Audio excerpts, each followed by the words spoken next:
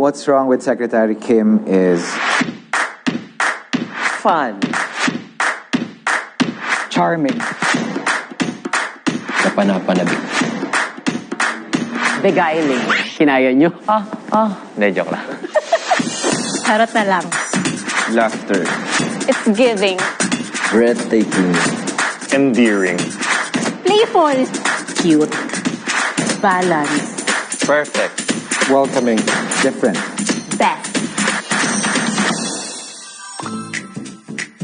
We're very happy, excited, and proud to announce our latest partnership with View, What's Wrong with Secretary Kim. This project is our fourth so far, and our partnership with ABS-CBN has been nothing but great. It is a powerhouse collaboration between CJENM, View, and ABS-CBN Studios, with the production led by the excellent Dreamscape Entertainment team. This project continues our shared mission of creating premium content that resonates with the Filipino and global audience. This is also an opportunity for us to continue showcasing the excellence of Filipino talent globally. Coming from two heavy series, Flower of Evil and Broken Marriage Vow, it was strategic for ABS-CBN Studios and View to come together to now do a rom-com. Something light, something feel-good. We're so confident to carry it in all the 27 View territories. This is the adaptation that everyone will be talking about this 2024. What's Wrong with Secretary Kim is about a very competent secretary who works for a narcissistic boss. Good morning, BMC. Good morning, BMC. Hurry up.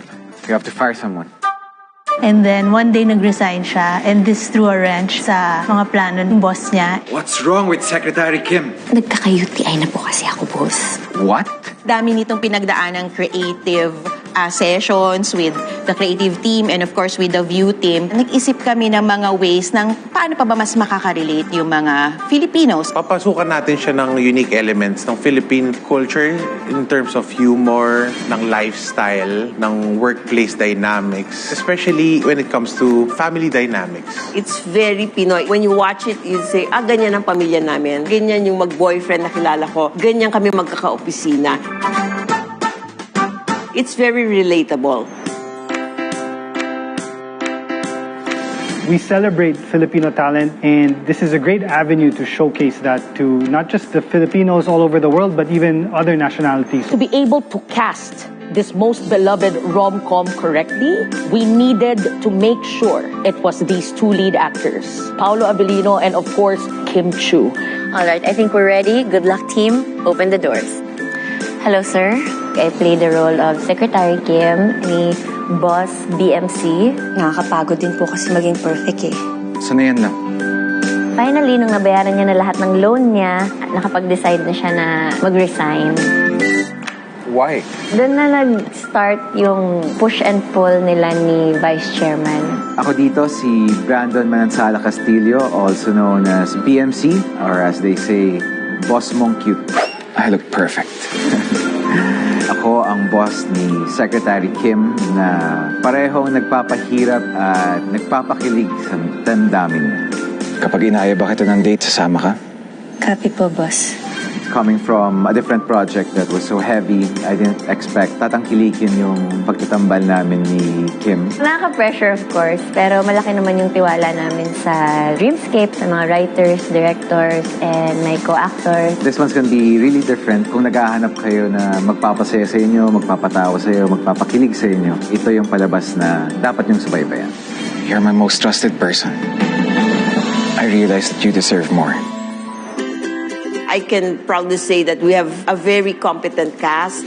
Ako si Carlota Castillo. I am the wife of Robert Castillo. At ako ang mami ni Brandon. Medyo may pagka-weird yung nanay eh. She's fun. Medyo na-under na yung asawa niya. I play Robert Castillo, astute businessman who will protect his family at all costs. Beneath the power and the money, broken siya eh. Meron pinagdadaanan yung pamilya kasi dun sa nangyari sa mga anak niya. And that makes it more special for me when I portray this character. My character here His name is Cyrus, aka Morpheus, so I'm an author here. My mission in the story is to make amends with my family, with my brother. But along the way, nakilala ko si Secretary Kim. That makes it interesting kasi there's a little bit of a love triangle going on between me, Secretary Kim, and BMC. Dada ang tawag sa akin ng mga anak ko. Anak ko si Kat, si Kai at si Kim. Ako yung tatay nilang si Felix, dating rock band singer. Mapagbiro na tatay. Matandang dalaga o dalagang ina? Sunog! Yung sinaing ko. Hindi siya usually warm, pero mararamdaman mo na he cares about his family very much. My character's name is Kat. 3 babae kaming magkakapatid. Ang role ko dito ay isang doktor at ako ay si Kla. You can call me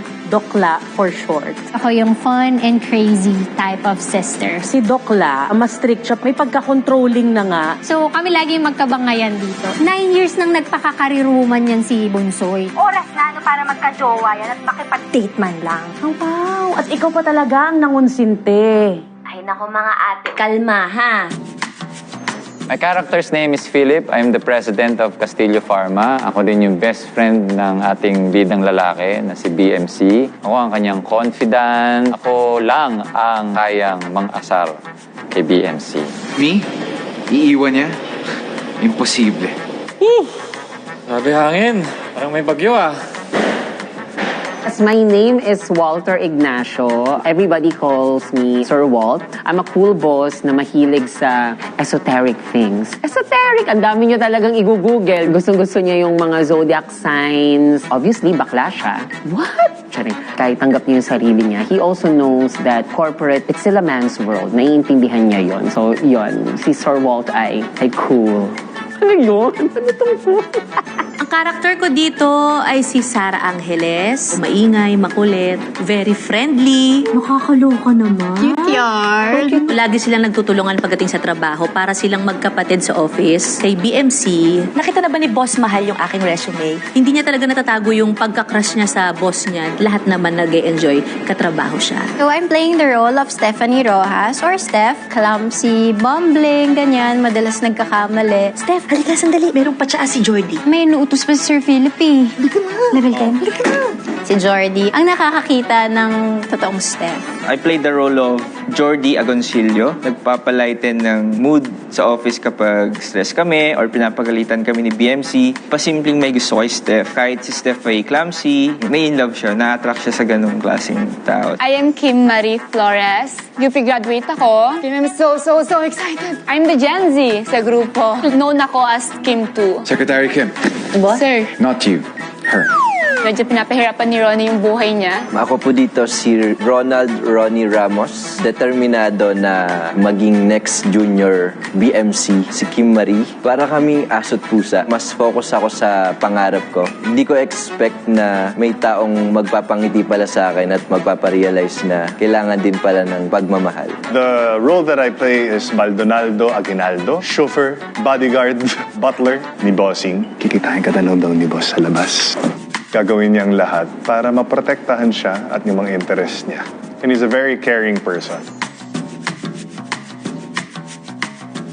Working with the staff and my co-actors, it's such a treat. In sync lahat, pati yung directors namin that I'm thankful for. Pinagtrabahuhan talaga namin to ng maigi. It was just really a wonderful experience working with the best. It's a light material, but it's still challenging. It takes a really good director to set that type of atmosphere. Si Direct Chad still challenges us to push it and try to give our best. Na-excite ako na gagawa na ako ng Filipino adaptation ng K-drama. K-drama fan ako. So, syempre iba yung excitement. Asian teleseries, whether Korean or Japanese or Thai, iba rin kasi yung sensibilities nila eh. Iba yung storytelling. Bilang manonood, ang pinakamahalaga eh yung natatangay ako ng mga characters at nung pagkikwento ng storya. And I think a lot of K-dramas are able to accomplish that. In the same sense that a lot of our local actors are able to accomplish that. Sobrang hirap talaga nitong pag-mount ng ganitong series. Pag nag-a-adapt tayo ng isang title, meron talagang differences between the cultural nuances, character portrayals, and storyline adjustments para mas makarelate yung local audience, whether napanood nila yung original or hindi, while still maintaining the essence of the original K-drama. Sobrang na-happy ako and kinilig ako na ako yung mag-play ng role na Sec Kim. It's a combination of kilig, romance, family, friendship, about ambition, dreams. And after you watch the show, feel good lang. Yun yung kailangan ng mundo ngayon. Something to smile about. We promised them na hindi sila mabibigo talaga dito. I had so much fun doing it and working with both of them. Coming from heavy and serious roles and characters, I'm very grateful that they chose me, and I'm happy that I get a chance to play a role like this. Nakaka-excite talaga siya. Hello viewers! View original adaptation What's Wrong with Secretary Kim. Streaming starts this March 18. Watch it exclusively on View.